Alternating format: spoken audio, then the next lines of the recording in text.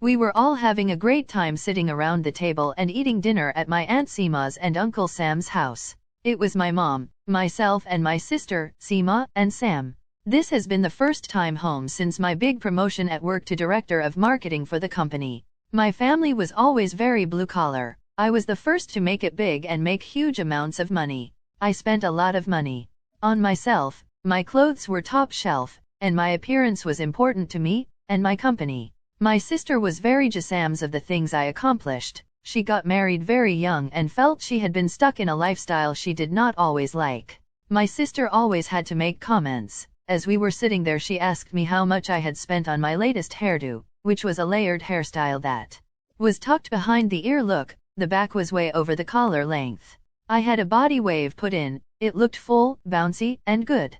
I told her a few $100s. The conversation quickly stopped when Uncle Sam said he had an announcement to make. He told us all that he was sick, and that he only had a year or so to live. We were all quite shocked. I was devastated because Uncle Sam was very close to me. He was like a father to me. Besides my mom, he was the most important thing to me. The next morning, which was Sunday, I asked my mom where Sam was and she said down at the shop. The shop was a few blocks from the house, so I walked down to see Uncle Sam and spend some time with him before I had to leave to go back home. I had a big meeting on Monday with a new client, so I wanted to spend as much time with him as I could. I went through the back door of the shop, and it was strange to hear the clippers going because it was Sunday. I walked into the main section and was a little surprised to see my sister in the chair getting her hair cut. My sister wore her hair in a permed wedge, a very simple and mom-type look. The back used to be longer, at least 3 to 4 inches past her hairline, but now that Uncle Sam had cut it, it was tapered to nothing at the hairline and tapered up to the bi-leveled permed part. My Uncle Sam was very proud of his craft. His shop had been around forever, and he was known for his sharp-looking haircuts. He did everything with clippers. Uncle Sam was now using a comb and clippers to cut down on the permed part of my sister's hair. It was amazing watching him.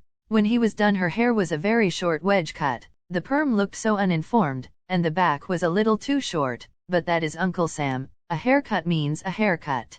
My sister then got down from the chair, rubbed her hair, went over and gave Uncle Sam a kiss on the cheek, and told him how much she liked it. She turned to me and said, "I thought it would be nice to allow Uncle Sam to do what he does best," and then turned to him and said, "From now on you cut my hair. You don't get a perm, but you cut it."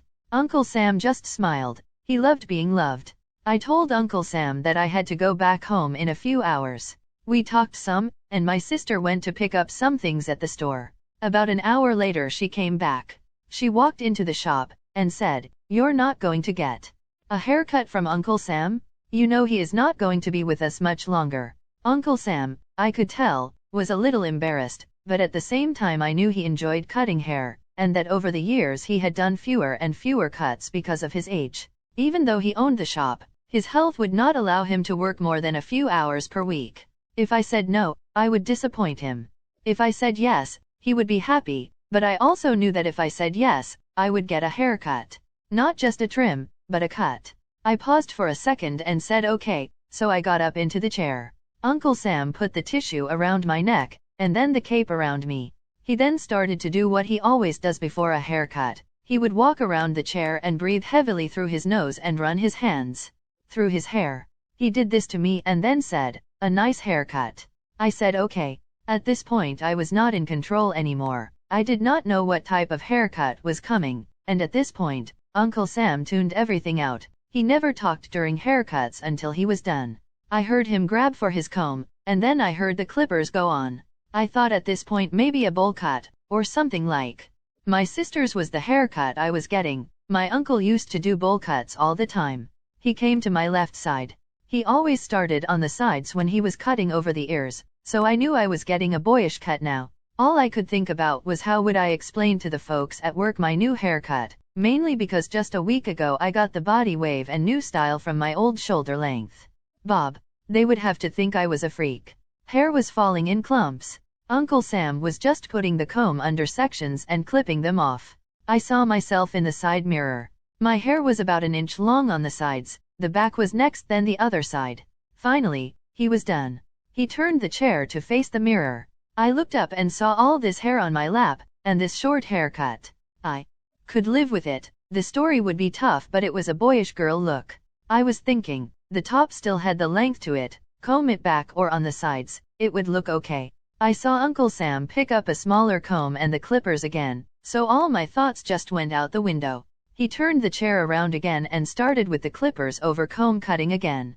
This time he kept going up onto my crown and I felt clumps coming from the top of my head. Now I knew that Uncle Sam always used clippers, but there was a lot of hair coming off. He continued to work his way all the way around my head, going from the sides to the back to the crown and to the sides. I now had a very short haircut. The top was cut to where the top stuck up. Again, all I could think about was what would I say at work. Some women have soft brush cut type styles. I could say I wanted to concentrate on work, not just my hair. I soon heard the clippers go on again, but this time it was Sander.